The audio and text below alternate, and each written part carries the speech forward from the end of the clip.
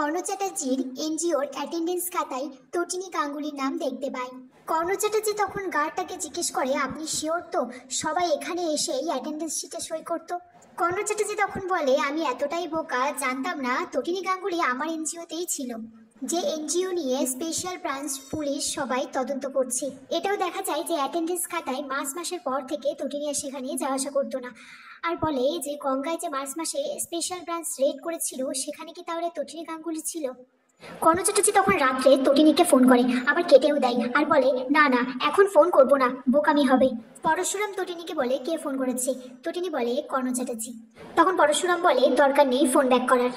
তারপর তটিনী ঘুমিয়ে গেলে পরশুরাম বলরামকে ফোন করে আর বলে কর্ণ চ্যাটার্জির উপর নজর রাখতে, আর বলে আবার একটা নতুন কুরুক্ষেত্র শুরু হবে। তটিনী নাচ প্র্যাকটিস করলে তার মা তখন ফোন করে আর বলে, শোন না, আমি তোদের বাড়িতে যাব আর বাচ্চাগুলোর জন্য কিছু কেনাকাটি করেছি, সেগুলোই দিতে যাব। ঠিক সেই সময় দরজায় কলিং বেল বাজে আর তটিনী ওর মাকে বলে, তারা আমি একটু পরে কল করছি। বলে দরজাটা খুলে দেখে কর্ণ চ্যাটার্জি এসেছে। তটিনী কর্ণ চ্যাটার্জিকে দেখে বলে, আপনি?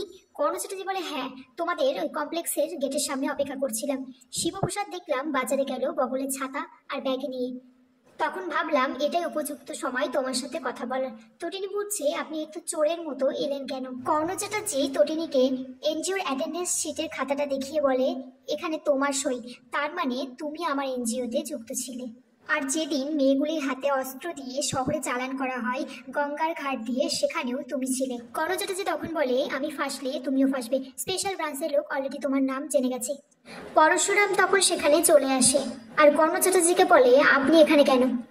কর্ণ চ্যাটার্জি বলছে, উচ্চ আদালতে অ্যাপিল করব, তাই যদি একটু ফেভার করে দেয় তাই এখানে এসেছি বলতে। তারপর তটিনীর কাছে জিজ্ঞেস করলে তটিনী পরশুরামকেও সত্যিটা বলে না। পরশুরাম সেই সময় বলরামকে ফোন করে আর বলে এনজিওতে রেড করতে, প্রত্যেকটা মেয়েকে আমার চাই আর ডকুমেন্টসও চাই সাথে।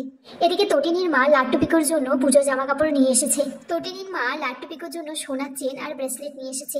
তটিনী তখন বলছে, মা তুমি এদের এত এক্সপেন্সিভ জিনিস দিও না, এত দামি জিনিস তখন লাট্টু পিকো আমাদের থেকে চাইবে। তখন লাট্টু পিকো বলছে, না মাম্মি, আমরা চাইবো না। বলে এখানেই আজকের পর্ব শেষ হয়ে যায় বন্ধুরা।